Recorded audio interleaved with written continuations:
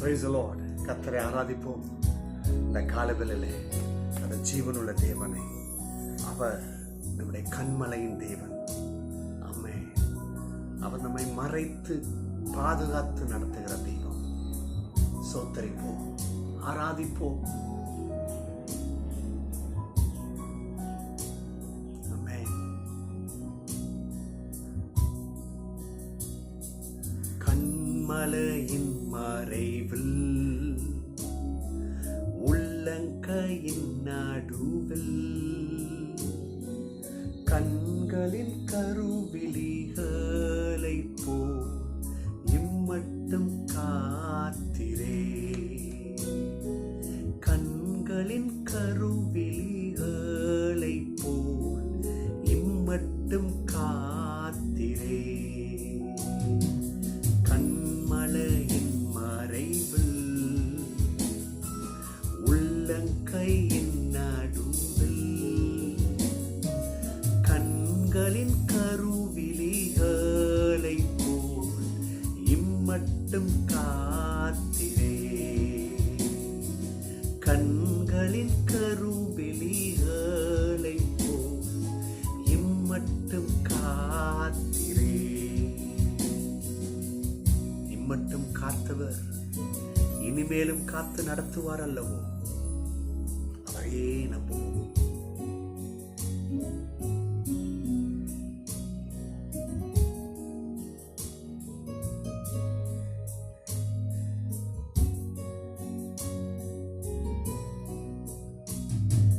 சகலத்தையும் செய்ய வல்லவரே, நீ நினைத்தது தடைப்படாது. சகலத்தையும் செய்ய வல்லவரே, நீ நினைத்தது தடைப்படாது. அதின் காலத்தில் நேர்த்தியாய் செய்து முடிப்பவரே. அதின் காலத்தில் நேர்த்தியாய் செய்து முடிப்பவரே.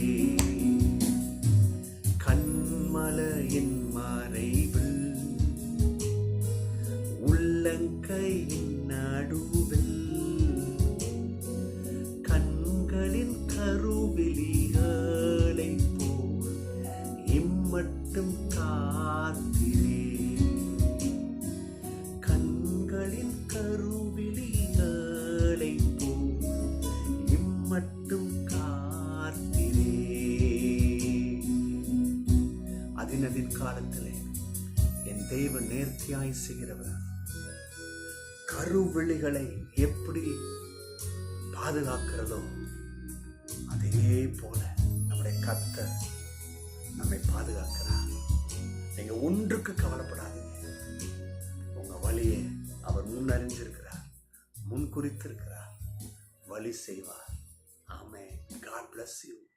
கர்த்தர் நம்மளை அவிதமாய் நடத்துவார். ஆமென்.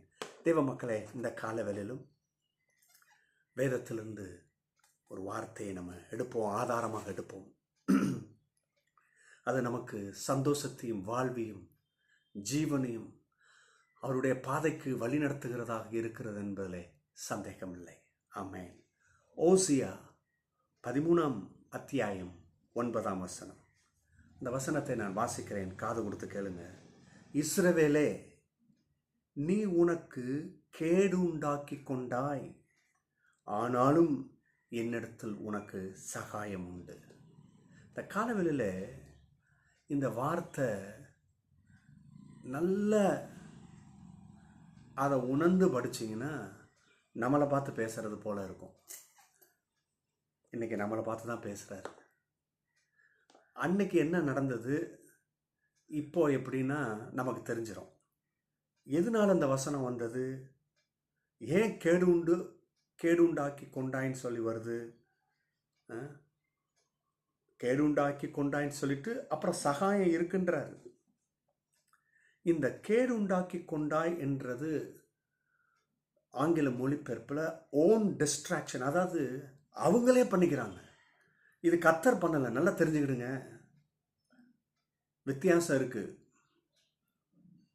இல்லையா? சில நேரங்களில், சில வேளைகளில், சில காரணத்திற்காக, சில முக்கியமான விஷயத்திற்காக கர்த்தர் சில நேரம் கேடுகளை டீல் பண்ணுறதில்ல. அவர் அந்த கேடுகளை அனுமதி கொடுக்குறார். ஆனால் எல்லாத்தையும் அவர் அனுமதி கொடுக்கறதில்ல. சில கேடு வருதுன்னா அது நம்ம நிமித்தம் ஓன் என்ற வார்த்தை ஆங்கில மொழிபெயர்ப்பில் பயன்படுத்தப்பட்டிருக்கிறது. நம்மளே கேடு உண்டாக்குறது. ஆனால் கர்த்தரை குறை சொல்லுவாங்க, என்ன ஆச்சு? இல்லை, கர்த்தர் சொல்கிறாரு, இல்லை நான் உனக்கு சகாயம் செய்கிறேன். எத்தனை பேருக்கு நான் சொல்கிறது விளங்குது? ஆம்பிளிஃபைட் பைபிளில் பார்த்தீங்கன்னா அண்ட் ஹேவ் ரிபல்டு, அதாவது முரட்டாட்டம். ரொம்ப கிளியராக ஆம்பிளிஃபைடில் சொல்லுது, முரட்டாட்டமான தனத்தினாலே கேடு உண்டானது என்று இந்த இடத்துல பிக்சர் பண்ணப்படுது. என்ன அப்படி பண்ணாங்க? என்ன விஷயம் இப்படி பண்ணாங்க? எப்படி இந்த கேடு உண்டாக்கி கொண்டாங்க? முதலாவது இந்த சரித்திரத்தை பின்னாடி பார்த்தீங்கன்னா கீழ்ப்படியாதது, டிஸ்ஒபே. கர்த்தர் ஒன்று சொல்கிறாரு, அதை கேட்குற மாதிரி கேட்டுட்டு இவங்க செய்கிறத செய்கிறாங்க. கடவுளை மதிக்கலை. டிஸ்ஒபேன்றது இருக்குதுன்னா அது கடவுளை மதிக்காததுக்கு சமம். அதை புரிஞ்சுக்கணும் இல்லையா? அடுத்தது பாருங்கள், ரிபெல்டு, முரட்டாட்டம் இல்லையா? இது செஞ்சால் என்ன ஆகிடும், நான் இப்படி தான் இருப்பேன், இது என் ஆசை அப்படின்ற ஒரு மனப்பான்மை. மூன்றாவது எப்படி கேடுண்டாக்கி கொண்டாங்கன்னா ஐடல் வர்ஷிப். கர்த்தர் சொல்லியிருக்கிறார், என்ன என்று வேறு தெய்வங்கள் வேணாம். ஆனால் இவங்க ஐடல் உண்டு பண்ணுறது. சில மக்களோடு கூட சம்மந்தம் பண்ணிட்டாங்க, சில மக்களோடு இணைஞ்சிட்டாங்க. ஓகே, இது நல்லா இருக்குது, இந்த வர்ஷிப்பு பண்ணிக்குவோம், இதில் என்ன இருக்குது இல்லையா? விக்கிர தோப்புகளை உண்டாக்குனாங்க. கடவுளை விட்டுட்டு விக்கிர தோப்புகள் அங்கங்க. எப்படி ஆகிப்போச்சு பாருங்க. கடவுளுடைய ஜனம், கர்த்தர் தான் மீட்டெடுத்து கொண்டு வந்தார். இன்னைக்கு யோசித்து பாருங்க. அடுத்தது பாருங்க, நான்காவது கர்த்தரை மட்டுப்படுத்தினது. அவங்க கர்த்தரை மட்டுப்படுத்தினாங்க. அந்நிய ஜனத்தை, அந்நிய தெய்வத்தை உயர்த்தி வச்சாங்க. கர்த்தரை மட்டுப்படுத்தினாங்க. ஒன்றும் இல்லை, அதெல்லாம் ஒன்றும் இல்லை, பண்ணிக்கலாம். ஐந்தாவது அசுத்த ஜீவியம். இன்னும் சொல்லி கொண்டே போகலாம். ஆனால் அந்த 5 முக்கியமான காரியம் இந்த கேடு உண்டாக்குனதுக்கு காரணம், இந்த 5 முக்கியமான காரணம். அசுத்த ஜீவியம் இல்லையா? ஒரு சுத்தமான ஜீவியம் இல்லை. எல்லாம் வந்துருச்சு உள்ள, சபைக்குள்ள, குடும்பங்களுக்குள்ள.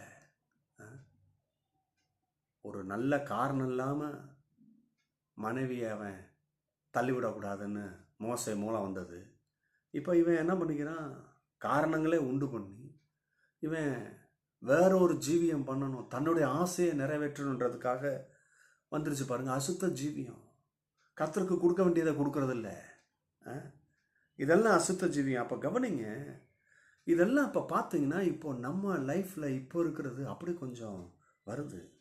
கர்த்தரை மட்டுப்படுத்துகிறோம். ஆமாம், சில நேரங்களில் இந்த அசுத்த ஜீவியம் வந்துடுது. முரட்டாட்டமாக இருக்கிறோம். நம்ம சொல்லலாம் ஐடல் வர்ஷிப் நான் பண்ணுறதில்லைன்னு. பண்ணலை, ஆனால் வேறு விதத்தை ஐடல் ஆக்கிட்டு இருக்கிறோம் இல்லையா? எது முக்கியமாக தெரியுது, எது இல்லாமல் வாழ முடியலன்னு நினைக்கிறோம், தட் இஸ் ஐடல். கர்த்தர் இல்லாமல் வாழ முடியலன்னு சொல்கிறீங்களா, தட் இஸ் ரியல் இல்லையா? அப்புறம் பாருங்கள், கீழ்ப்படியாது. இதெல்லாம் தான் அவங்க வாழ்க்கையை கேடு உண்டாக்குனதுக்கு காரணம். இன்னைக்கு அதே போல் கிறிஸ்தவ ஜீவியத்தில் கேடு, குடும்பத்தில் கேடு, பிள்ளைகளுடைய படிப்பில் கேடு, அவங்களுடைய பிஸ்னஸில் கேடு, அவங்களுடைய தொழிலில், அவங்களுடைய ஆஃபீஸில் அவங்களுக்கு விரதமாக எழும்பி நிற்கிறாங்க. என்னைக்கு வேலை போகும்னு தெரில, அதுக்கேற்ற மாதிரி சார்ஜ் பண்ணி வச்சுருக்குறாங்க. அவ்வளோ மைனஸ் பாயிண்ட்டு இருக்குது. இந்த கேடு எப்படி வந்தது?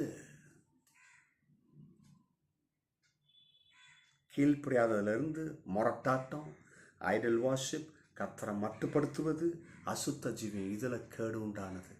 ஆனாலும் இன்னைக்கு கர்த்தர் சொல்கிறார், ஆனாலும் என்னிடத்தில் உனக்கு சகாயம் உண்டு. அப்போ என்ன சொல்கிறாரு? நீ என் பக்கம் திரும்பி வந்துரு. சில பேர் சொல்லலாம், திரும்பி வந்துரு, ரிப்பெண்ட்டு, இந்த மாதிரி வார்த்தைனா பயன்படுத்தலை. நீங்களாக தானே பாஸ்டர் சொல்கிறீங்க, கேடு உண்டாக்கின ஆனால் உனக்கு சகாயம் உண்டு.